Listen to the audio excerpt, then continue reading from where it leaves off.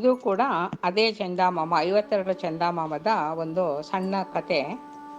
ಈ ಕತೆ ಹೆಸರು ಎರಡನೇ ಬೆಕ್ಕು ಅಂತ. ಭಗೀರಥ ಅನ್ನೋರು ಇದನ್ನು ಬರೆದಿದ್ದಾರೆ. ತಗಡೂರು ಅಂತ ಒಂದು ಊರಿರುತ್ತೆ. ಆ ಊರಲ್ಲಿ ತೋಟ ಬೇಟ ಅಂತ ಇಬ್ಬರು ಕಳ್ಳರಿರ್ತಾರೆ. ಅದರಲ್ಲಿ ತೋಟ ಹಿರಿಯವ, ಬುದ್ಧಿವಂತ. ಅವನಿಗೆ ಕಳ್ತನದಲ್ಲಿ ತುಂಬ ಅನುಭವ. ಯಾವಾಗಲೂ ಅವ್ನು ಸಿಕ್ಕಾಕೋತಾ ಇರಲ್ಲ. ಯಾರಿಗೂ ಅವ್ನು ಕಳ್ತನ ಮಾಡೋದು ಗೊತ್ತೇ ಆಗ್ತಾ ಇರಲಿಲ್ಲ. ಆದರೆ ಆ ಬೇಟ ಅನ್ನೋನು ಚಿಕ್ಕವನು, ಇನ್ನೂ ಅವನಿಗೇನು ಅನುಭವ ಅಷ್ಟಾಗಿರಲ್ಲ. ಆಗ್ತಾನೆ ತೋಟನ ಕೈಯಲ್ಲಿ ಅವ್ನು ಕಳ್ತನ ಮಾಡೋದನ್ನು ಕಲ್ತ್ಕೋತಾ ಇರ್ತಾನೆ. ಆದರೆ ಸಮಯದಲ್ಲಿ ಹೇಗೆ ಬುದ್ಧಿ ಉಪಯೋಗಿಸಿ ತಪ್ಪಿಸ್ಕೋಬೇಕು ಅನ್ನೋದು ಬುದ್ಧಿವಂತಿಕೆ ಅವನಿಗೆ ಇರೋದಿಲ್ಲ. ಅದರಿಂದ ಆ ತೋಟ ಒಂದು ದಿವಸ ಅವನ್ನ ಕರೆದು ಹೇಳ್ತಾನೆ, ಲೋ ಮಗ, ಇನ್ಮೇಲೆ ನೀನೊಬ್ಬನೇ ಸ್ವಂತವಾಗಿ ಏನು ಕಳ್ತನ ಮಾಡೋಕ್ಕೆ ಹೋಗಬೇಡ, ನನ್ನ ಜೊತೆಗೆ ಬಾ, ನಾನು ಮಾಡ್ದಂಗೆ ಮಾಡ್ತೀಯಂತೆ ನೀನು. ಆವಾಗ ನನ್ನ ಜೊತೆಗೆ ಇದ್ರೆ ತಪ್ಪಿಸ್ಕೋಬೋದು, ಇಲ್ಲದಿದ್ರೆ ನೀನು ಸಿಕ್ಕಾಕೊಂಡ್ಬಿಡ್ತೀಯ ಅಂತ ಹೇಳ್ತಾನೆ. ಆಯಿತು ಅಂದ್ಬಿಟ್ಟು ಇಬ್ಬರೂ ಒಪ್ಕೊತಾರೆ. ಆಮೇಲೆ ಹಾಗೆ ಸ್ವಲ್ಪ ದಿನ ಕಳೆಯುತ್ತೆ.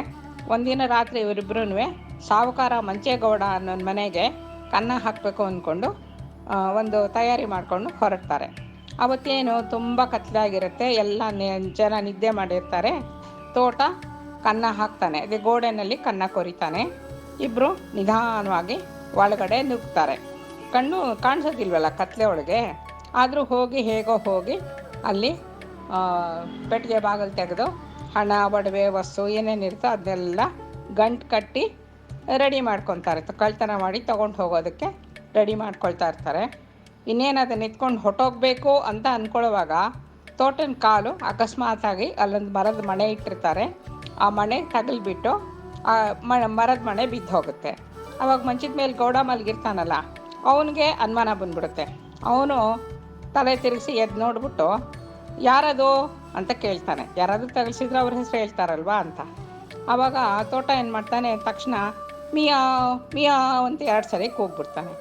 ಆವಾಗ ಅವನೇನು ಅನ್ಕೋತಾನೆ, ಅಯ್ಯೋ ಬೆಕ್ಕೆಲ್ಲ ಒಂದು ಇದು ಮಾಡಿದೆ, ನಾನು ನಿದ್ದೆ ಯಾಕೆ ಕೆಡಿಸ್ಕೋಬೇಕು ನಾನು ಅಂದ್ಬಿಟ್ಟು ಅವನ ಪಾಡಿಗೆ ಅವನು ಬೆಕ್ಕಿರಬೇಕು ಅಂದ್ಕೊಂಡು ಮಲ್ಕೊಂಬಿಡ್ತಾನೆ ಕಂಬಳಿ ಹೇಳ್ಕೊಂಡು. ಸರಿ, ನಿದ್ದೆ ಹೋಗಾದ್ಮೇಲೆ ಸ್ವಲ್ಪ ಹೊತ್ತು ಕಾಯ್ತಾರೆ ಇಬ್ಬರೂ. ಆಮೇಲೆ ತೋಟ ಬೇಟ ಇಬ್ಬರು ಸೇರಿಕೊಂಡು ಎಲ್ಲ ಗಂಟು ಕಟ್ಟಿ ತೊಗೊಂಡು ಬೆನ್ಮೇಲೆ ಇಟ್ಕೊಂಡು ರೆಡಿ ಆಗ್ತಾರೆ. ಬೇಟ ಸಹ ಈ ಸತಿ ಸಹಾಯಕ್ಕೆ ಬರ್ತಾನೆ. ಇಬ್ಬರು ಸೇರಿ ಮಾಡ್ಕೊತಾರೆ. ಆದರೆ ಈ ಸರ್ತಿ ಬೇಟನ ಕಾಲು ಅದೇ ಮನೆಗೆ ತಗಲ್ಬಿಡುತ್ತೆ.